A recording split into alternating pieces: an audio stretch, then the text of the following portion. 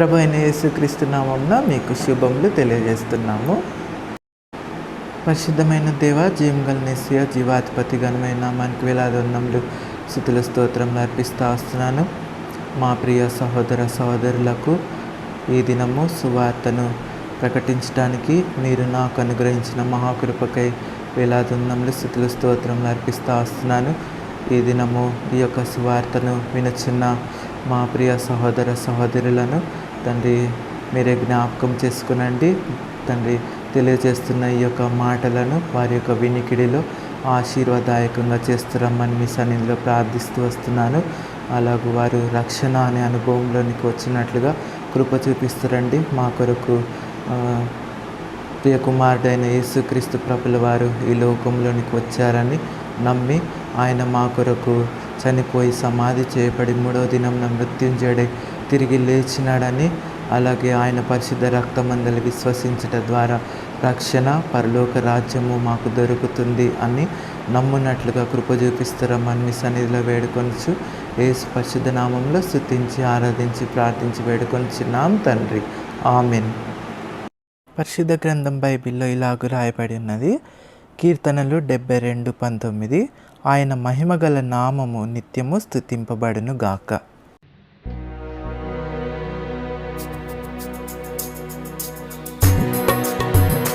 ధన్య ధన్య యేసు నామము, జయ జయ ప్రభు నామము. ధన్య ధన్య యేసు నామము, జయ జయ ప్రభు నామము. యేసు పేరట ముక్తి దొరుకున్, యేసు పేరట ముక్తి దొరుకున్. ప్రభు నామమే శుద్ధి పరచున్, ప్రభు నామమే శుద్ధి పరచున్. ధన్య ధన్య యేసు నామము, జయ జయ ప్రభు నామము. ధన్య ధన్య యేసు నామము, జయ జయ ప్రభు నామము. యేసు నామమే ఎంతో ప్రియము, యేసు నామమే ఎంతో ప్రియము. దుఃఖితులకాశ్రయ నామం, దుఃఖితులకాశ్రయ నామం. ధన్య ధన్య యేసు నామము, జయ జయ ప్రభు నామము. ధన్య ధన్య యేసు నామము, జయ జయ ప్రభు నామము. రమ్యమైనది యేసుని నామం, రమ్యమైనది యేసుని నామం. మనశ్శాంతినిచ్చు నామం, మనశ్శాంతినిచ్చు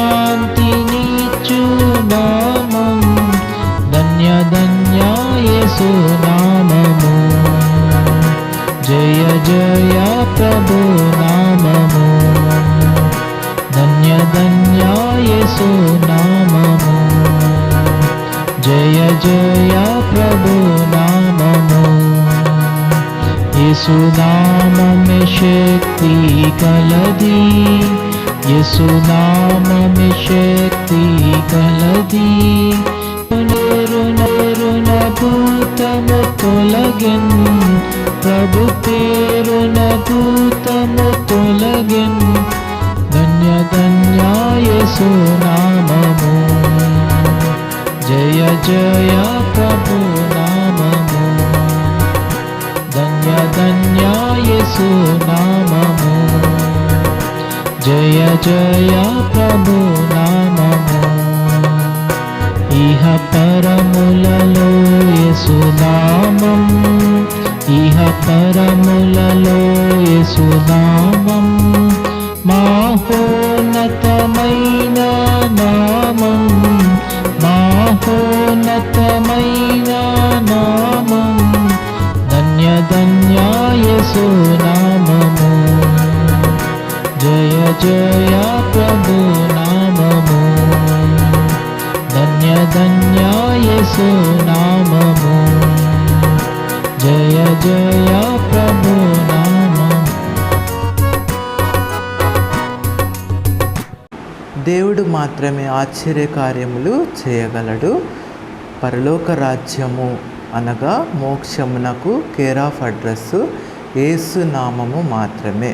ఇది మనము గ్రహించాలని ప్రభునామం పేరట మిమ్మలను ఎంతగానో బ్రతిమలాడుచున్నాం. యేసు నామము వివరించకముందు మనము అర్థం చేసుకోవడానికి కొన్ని విషయాలను మీకు తెలియజేస్తాను.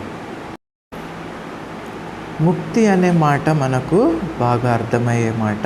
ముక్తి అనగా ఏంటో నేను కొన్ని విషయాలను మీకు తెలియజేస్తాను. మోక్షము లేకుంటే పరలోక రాజ్యము మనము పొందాలంటే మొట్టమొదటిగా మన యొక్క ఆలోచన ఏంటి అనేది మనం చూసుకుంటే భక్తితో భగవంతుని కొలవాలని మనం అనుకుంటూ వస్తాం. రెండవది జపతపాలు చేస్తూ వస్తాం. జపతపాలు అనే మాటను మనము విడదీస్తే జపము లేకుంటే తపాలు అనే రెండిగా మనం విడదీస్తే వాటిని మనకు కొంత బాగా అర్థమవుతుంది. జపము అనగా ప్రార్థన, తపాలు అనగా ఉత్తరము. అంటే మన ప్రార్థనను భగవంతునికి ఉత్తరముగా పంపిస్తూ ఉంటాం. కనుక చూడండి, మనం ఎవరికైనా ఉత్తరము లెటర్ రాస్తే ఆ యొక్క లెటర్ని తీసుకుపోయి పోస్ట్ ఆఫీస్ లేకుంటే తెలుగులో పోస్ట్ ఆఫీస్ను తపాలా కార్యాలయము అని అంటూ ఉంటారు, మనకు బాగా తెలిసిందే. కనుక ఇప్పుడు ఉత్తరాలు రాయటము మనం స్మార్ట్ యుగంలో ఉన్నాం కనుక మొబైల్లో వాట్సాప్ తదితరమైనవి వచ్చి ఉన్నాయి. కనుక మనము మెసేజ్ టైప్ చేస్తానే అవతల వ్యక్తికి ఎంతో తొందరగా చేరిపోతుంది. అదే పాతకాలంలో ఉత్తరాల ద్వారా మనము మన యొక్క శ్రేయోభిలాషులతో ఉత్తరాల ద్వారా మనం ఏమి వారికి తెలియచేయాలని కోరుకుంటున్నామో దాన్ని మనము తెలియచేస్తూ వస్తాం. కనుక అలాగూ మన యొక్క మనసులో ఉన్న మాటను ఇతరులకు తెలియచేయటానికి ఆ కాలంలో ఉత్తరాలను ఉపయోగించేవారు. ఆత్మీయమైన భాషలో అనుకుంటే ఉత్తరమును మనం ప్రార్థనగా పోల్చవచ్చు. కనుక భగవంతునికి మనము ప్రార్థన అనే ఉత్తరాన్ని మనము పంపిస్తూ వస్తామని ఈ యొక్క సమయంలో మీకు తెలియచేస్తా ఉన్నాను. కనుక ప్రార్థనను భగవంతునికి ఉత్తరములాగా మనము పంపించుట అనే అర్థాన్ని ఇస్తుంది జపం అనే మాట అన్నమాట. మనము పంపించిన ఉత్తరమునకు తిరిగి జవాబు వచ్చుట ద్వారా మన యొక్క ఉత్తరము వారికి అందిందని మనం తెలుసుకుంటాము. అలాగే దేవునికి పంపించిన ప్రార్థన అనే ఉత్తరమునకు తిరిగి జవాబు వచ్చుట ద్వారా భగవంతుడు మన యొక్క ప్రార్థనను ఆలకించినాడని మనము నమ్ముతాం. కనుక ఇది జవాబునకు ప్రతి జవాబు. భగవంతుడు మన యొక్క ప్రార్థనను ఆలకించినాడని మనం ఎంతగానో విశ్వసిస్తాం లేక నమ్ముతుంటాం. పోతే మూడవదిగా మనము దాన ధర్మాలు చేస్తూ ఉంటాం. ఇతరులకు అనగా అవసరతలలో ఉన్న వారికి సహాయం చేయుట. ఇలా చేస్తే ముక్తి పొందుతామని మన యొక్క భావన ఉంటాయన్నమాట. ఇవి మన సైడ్ నుంచి 100కు 100% కరెక్ట్గా ఉంటాయి అని మనము ఎంతగానో భావిస్తూ ఉంటాం. అయితే దేవుని మాట కూడా మనము వినాలి. దేవుడు ఏమంటున్నాడంటే మన హృదయము అనగా మన ఆత్మ శుద్ధి చేయబడాలి, అప్పుడే ముక్తి మనకు లభిస్తుంది అని అంటున్నాడు భగవంతుడు. మన ఆత్మను శుద్ధిపరచుట కొరకు భగవంతుడు యేసునామము పేరట మన మధ్య అనగా ఈ భూమి మీద నివసించుట కొరకు ఆయన దిగి వచ్చాడు.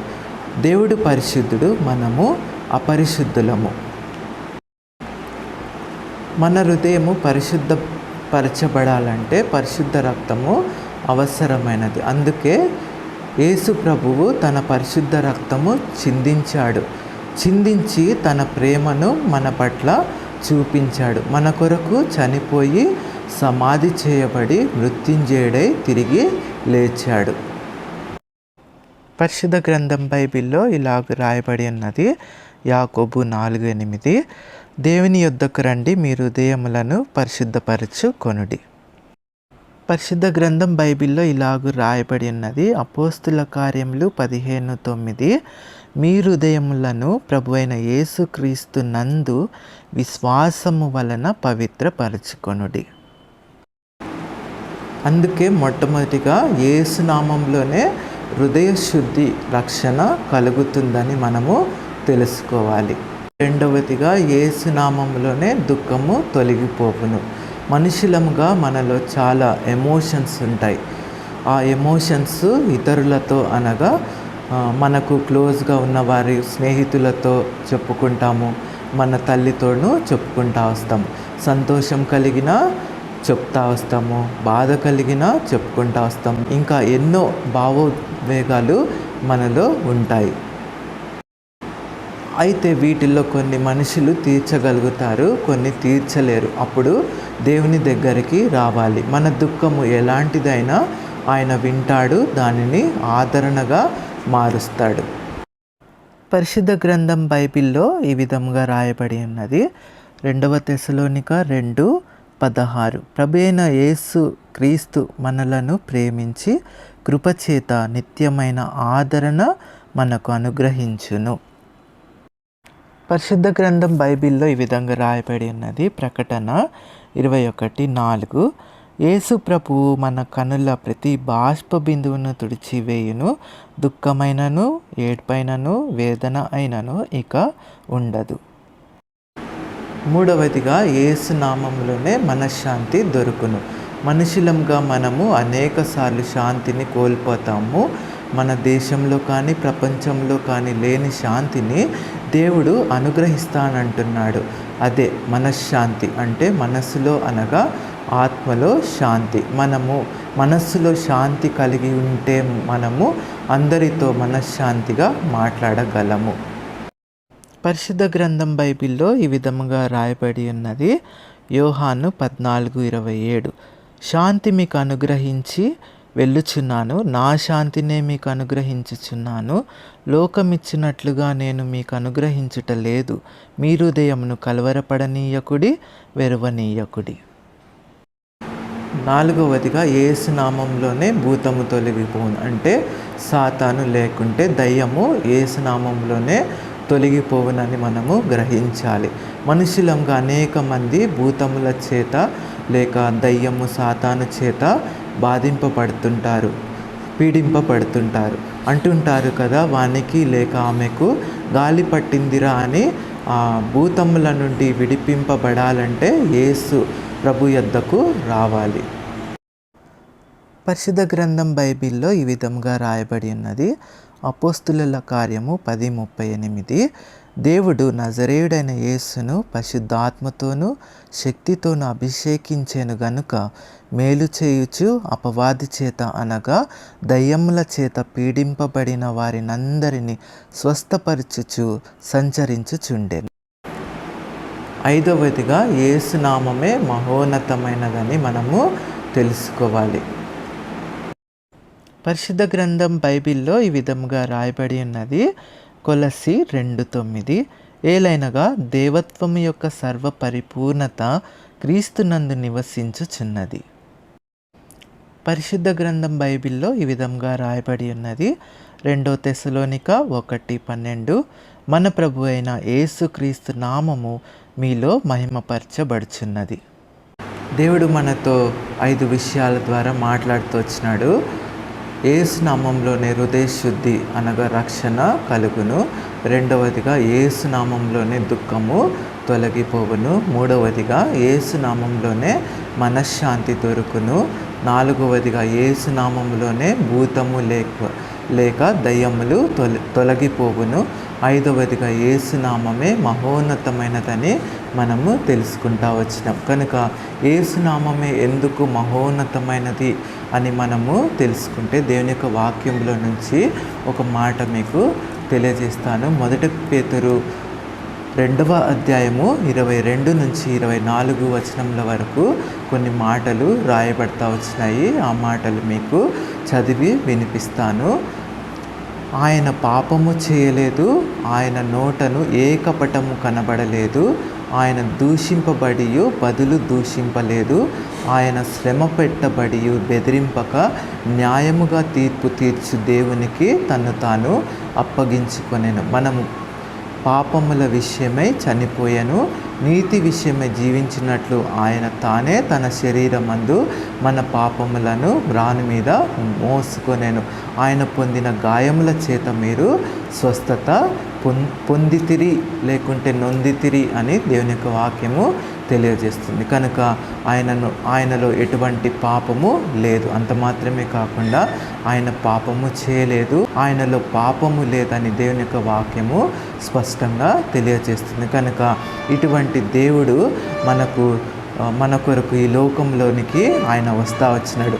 ఆయన ఎంత మాత్రం కూడా దూషించలేదు, ఆయన నోట ఎటువంటి కపటము లేదని దేవుని యొక్క వాక్యము స్పష్టంగా తెలియజేస్తూ వస్తుంది. ఆయన న్యాయముగా తీర్పు తీర్చు దేవునికి అప్పగించుకుంటా వచ్చినాడు. అంత మాత్రమే కాకుండా ఆయన మన యొక్క పాపముల విషయమై ఆయన చనిపోతా వచ్చినాడు. నీతి విషయమై జీవించినట్లు ఆయన తానే తన శరీరమందు మన పాపములను బ్రాను మీద మోసుకుంటా వచ్చినాడని దేవుని యొక్క వాక్యము స్పష్టంగా తెలియజేస్తుంది. కనుక మనము అపవిత్రపరచబడతా వచ్చినాం.